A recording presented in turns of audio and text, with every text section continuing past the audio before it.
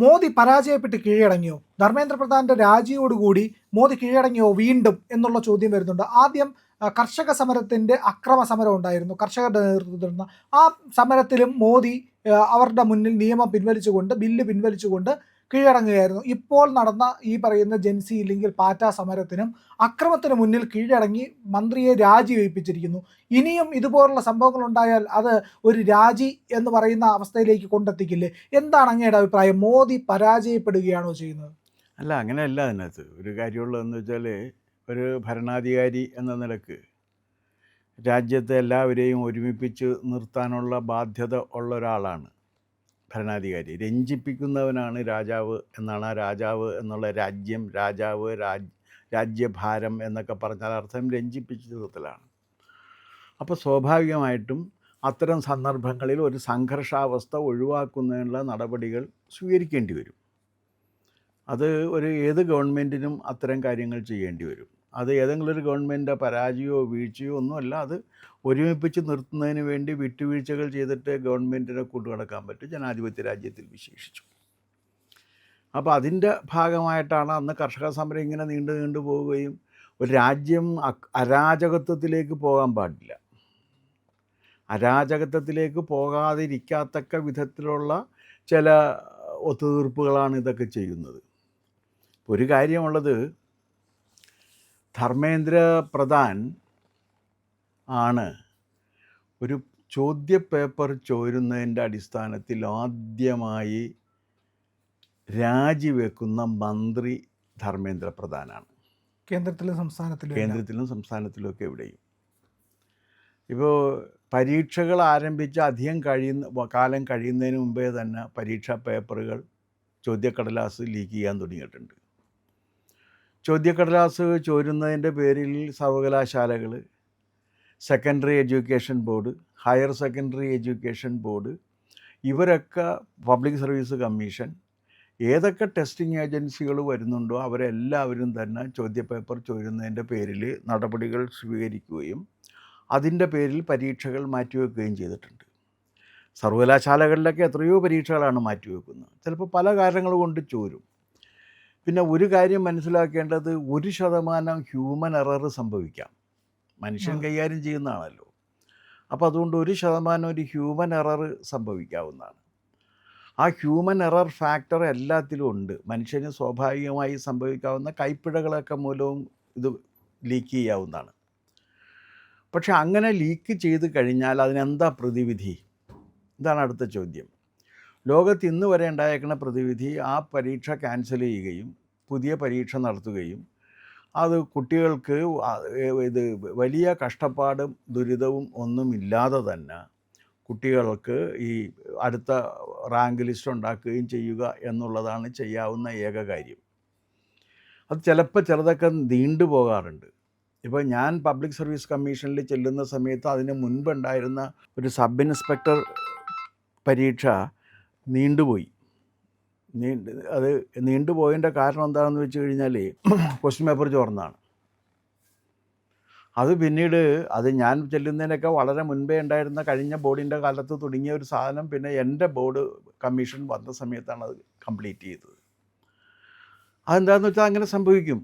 അപ്പോൾ അതിൻ്റെ പേരിൽ പബ്ലിക് സർവീസ് കമ്മീഷൻ്റെ ചെയർമാനോ അതിൻ്റെ കൺട്രോളറോ സെക്രട്ടറിയോ ഒന്നും രാജിവെച്ചിട്ടില്ല.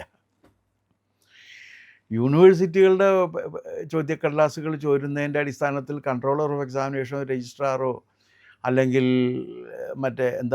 വൈസ് ചാൻസലറോ PVCയോ ഒന്നും അതിൻ്റെ പേരിൽ രാജിവെക്കുന്ന ഒരു രീതി ഇല്ല. കാരണം ഇവിടെ ഈ പ്രശ്നം കണ്ടെത്തുന്നത് തന്നെ NTA ആണ്, കേന്ദ്ര സർക്കാരാണ്. സമ്മതിച്ചേ ചോർന്നു എന്ന് പറയുന്നത്. എന്നിട്ട് അതിന് ഉടനടി തന്നെ പരിഹാരവും കണ്ടെത്തി കേസെടുത്തു, കൃത്യമായിട്ട് പ്രതികളെ എല്ലാം. അല്ല, അതിനകത്ത് ഒരു കാര്യം ഉണ്ടായിരുന്നു, കേസെടുത്ത് കൃത്യമായതെല്ലാം. പക്ഷേ ഒരു കാര്യമുള്ളതെന്ന് വെച്ചാൽ, ഇമ്മീഡിയറ്റ് ആയിട്ട് എടുക്കേണ്ട വേറെ ചില നടപടികൾ എടുത്തില്ല. കാരണം അതിൻ്റെ ഡയറക്റ്റ് ഉത്തരവാദികളായിരുന്ന കുറച്ച് പേരുണ്ട്. അതാരാണെന്ന് വെച്ചാൽ NTA അധിപന്മാരാണ്, അതിൻ്റെ ഡയറക്ടറാണ്. അപ്പോൾ ആ NTA ഡയറക്ടറോ അതിൻ്റെ ചെയർമാനോ ആരാണെന്ന് വെച്ചാൽ അവരെയൊക്കെ അവിടെ നിന്ന് മാറ്റി നിർത്തേണ്ട ഒരു സംഗതി ഉണ്ടായിരുന്നു. അത് ആദ്യം ചെയ്തിട്ടില്ല എന്നൊരു സംഗതി ഉണ്ട്, ഒരു വീഴ്ച വേണമെങ്കിൽ പറയാം.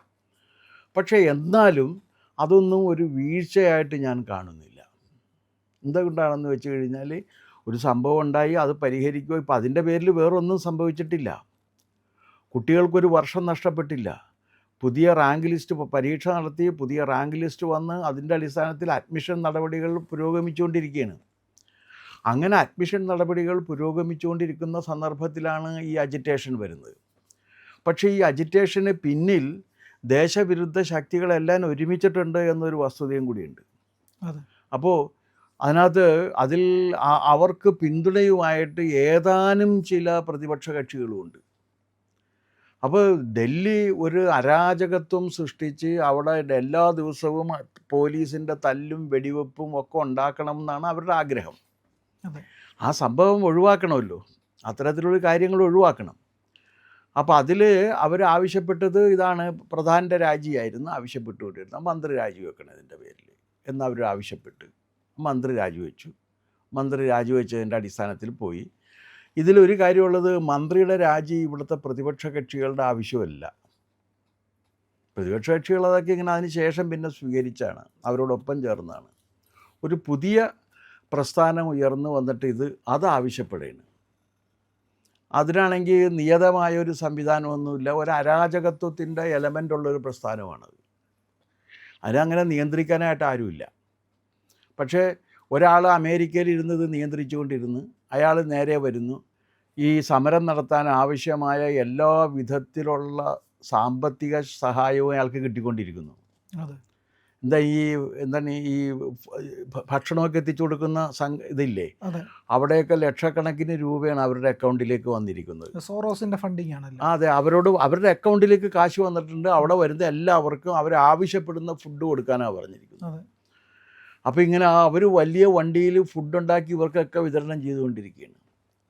അപ്പോൾ ഇതൊക്കെ കാണിക്കുന്നത് എന്താണെന്ന് വെച്ച് കഴിഞ്ഞാൽ, വലിയ രീതിയിൽ രാജ്യവിരുദ്ധ ശക്തികൾ വലിയ രീതിയിൽ ഇതിൻ്റെ പിന്നിൽ പ്രവർത്തിക്കുന്നുണ്ട്. അപ്പോൾ അവരെ നിയന്ത്രിക്കുകയും കൂടി വേണം. ഈ പ്രധാന രാജിയെ പറ്റി പറയുമ്പോൾ ഒരു കാര്യമുള്ള, മന്ത്രിസഭാ പുനഃസംഘടന നടക്കാനിരിക്കുകയായിരുന്നു. അത് ഏതാണ്ട് ജൂണിൽ തന്നെയായിരുന്നു നടക്കേണ്ടിയിരുന്നത്. ഈ സമരത്തിൻ്റെയും പ്രശ്നങ്ങളുടെയും രാജിയുടെയൊക്കെ ആവശ്യത്തിൻ്റെയൊക്കെ ഒരു മുന്നിലായിരിക്കണം ഇത് നീണ്ടുപോയത്. അപ്പോൾ വലിയ മാറ്റം ഉണ്ടാകുമെന്നുള്ള പ്രതീക്ഷയുണ്ടായിരുന്നു. ആഭ്യന്തരമന്ത്രി അമിത്ഷാ ഉപപ്രധാനമന്ത്രിയാകാനുള്ള സാധ്യത വരെയും ആ സമയത്ത് ചർച്ച ചെയ്തിരുന്നു. അങ്ങനെ എന്തെങ്കിലും മാറ്റങ്ങൾ കൂടി ഇനി ഉണ്ടാവാനുള്ള സാധ്യതയുണ്ടോ? ഇനി എന്തായിരിക്കും? അതൊന്നും ഇപ്പോൾ പറയാൻ പറ്റില്ല. എന്താ കാര്യം എന്ന് വെച്ച് കഴിഞ്ഞാൽ, ഇപ്പോൾ പുതിയ അഖിലേന്ത്യാ പ്രസിഡന്റ് വന്നിട്ട് അദ്ദേഹത്തിൻ്റെ ടീം ഇതുവരെ ആയിട്ടില്ല. അഖിലേന്ത്യാ പ്രസിഡന്റ് വന്നിട്ട് 6-7 മാസമായി. അദ്ദേഹത്തിൻ്റെ ടീം ഇതുവരെ ആയിട്ടില്ല. അദ്ദേഹത്തിൻ്റെ ടീമിനെ നിശ്ചയിക്കാനുണ്ട്. ആ ടീമിനെ നിശ്ചയിക്കുന്നതും മന്ത്രിസഭാ പുനഃസംഘടന എല്ലാം കൂടി ഒരുമിച്ചായിരിക്കും നടക്കുക. അപ്പോൾ അത് ഒരുപാട് കാര്യങ്ങളും ഒരുപാട് പേരുടെ ഇൻവോൾവ്മെൻറ്റും ഒക്കെ വരുന്ന കാരണം എല്ലാവരുമായിട്ടൊക്കെ ചർച്ച നടത്തിയിട്ടല്ലേ കാര്യങ്ങൾ ചെയ്യാൻ കഴിയുള്ളൂ. ഇപ്പോൾ CPM പോലെ ഒരുത്തരെ എളുപ്പത്തിൽ തീരുമാനമെടുക്കാൻ പറ്റില്ല. CPM കണ്ണൂരിരുന്ന് തീരുമാനം എടുത്താൽ മതി. മുസ്ലിം ലീഗിനാണെങ്കിൽ മലപ്പുറത്തിരുന്ന് തീരുമാനം എടുത്താൽ മതി. കോൺഗ്രസ്സിനാണെങ്കിൽ ഇവർക്ക് ഒരു പ്രശ്നമില്ല, ഒറ്റ ആൾ 2-3 പേരിരുന്നിട്ട് തീരുമാനിച്ചാൽ മതി. ഇവിടെ അങ്ങനെയല്ലല്ലോ. ഇവിടെ വേറെ ഒരുപാട് പേരുമായിട്ട്, എല്ലാ സംസ്ഥാനങ്ങളിലുള്ളവരുമായിട്ടും പുതിയ സംസ്ഥാനങ്ങളിലേക്ക് വളർന്നു വരുന്ന സംസ്ഥാനങ്ങളിലുള്ളവരുമായിട്ടുമൊക്കെ ചർച്ച ചെയ്ത് ആരൊക്കെ എങ്ങനെയൊക്കെ വേണം എന്നുള്ള കാര്യമൊക്കെ തീരുമാനിച്ചിട്ടല്ലേ പറ്റുള്ളൂ. അപ്പോൾ അതിൻ്റെ ഒരു സമയം എടുക്കും. ആ സമയം എടുക്കുന്നതിന് നമുക്ക് കുറ്റപ്പെടുത്താനായിട്ട് സാധ്യമല്ല.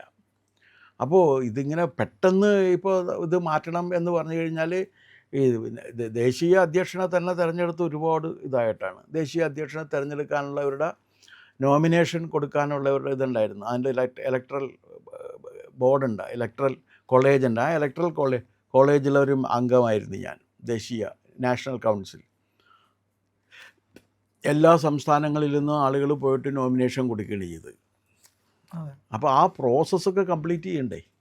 പക്ഷേ ഒരു സംശയം, അവസാനമായത്തെ ചോദ്യമാണ് സർ. ഇതിനു മുമ്പ് ഹൈദരാബാദ് യൂണിവേഴ്സിറ്റിയിലെ സമരമുണ്ടായിരുന്നു. ആ സമരത്തിൽ സ്മൃതി ഇറാനി, വിദ്യാഭ്യാസ മന്ത്രിയായിരുന്ന സ്മൃതി ഇറാനി രാജിവെക്കണമെന്നാണ് ആവശ്യപ്പെട്ടിരുന്നത്. അന്ന് കടുത്ത സമരമായിരുന്നു. JNUവിലുണ്ടായിരുന്നു, ഹൈദരാബാദ് യൂണിവേഴ്സിറ്റിയിലുണ്ടായിരുന്നു. അപ്പോൾ അങ്ങനെ ഒരു ദളിത് വിദ്യാർത്ഥിയുടെ മരണമായിട്ടൊക്കെ ബന്ധപ്പെട്ടായിരുന്നു. വെമുല, ഞാൻ വെമുല എന്ന് പറഞ്ഞുകൊണ്ട് വിദ്യാർത്ഥികൾ സമരം ചെയ്യുന്നു. വലിയ പ്രശ്നങ്ങളുണ്ടായി. അന്ന് രാജിവെച്ചില്ല, സ്മൃതി ഇറാനി രാജിവെച്ചേയില്ല.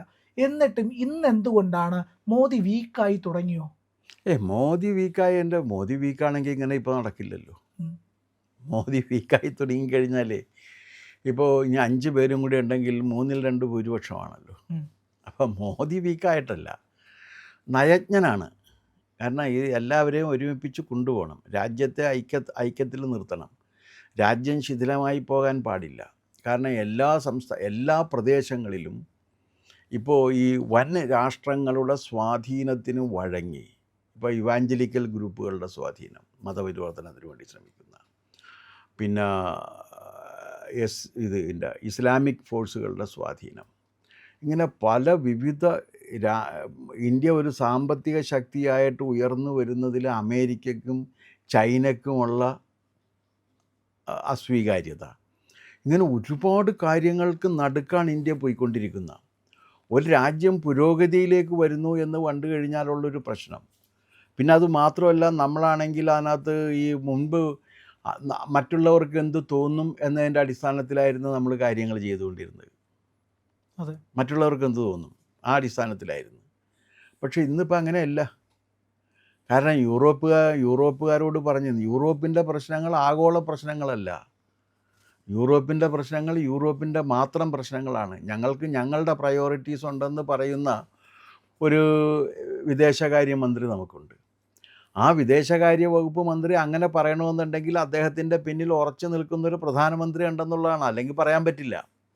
കാരണം നമ്മുടെ വിദേശകാര്യ നയത്തിലൊക്കെ വലിയ മാറ്റമാണത്. ഇത്രയും കാലം അങ്ങനെയല്ല. നമ്മൾ എന്ത് പറയുമ്പോൾ അമേരിക്കയ്ക്ക് എന്ത് തോന്നും, റഷ്യക്ക് എന്ത് തോന്നും, ചൈനയ്ക്ക് എന്ത് തോന്നും, ബാക്കിയുള്ളവർക്ക് എന്ത് തോന്നും എന്നുള്ളതാണ്. ഇതല്ല, നമുക്ക് നമ്മളുടെ തോന്നലാണ് ഏറ്റവും പരമപ്രധാനം എന്ന നിലക്കാണ് പോകുന്നത്.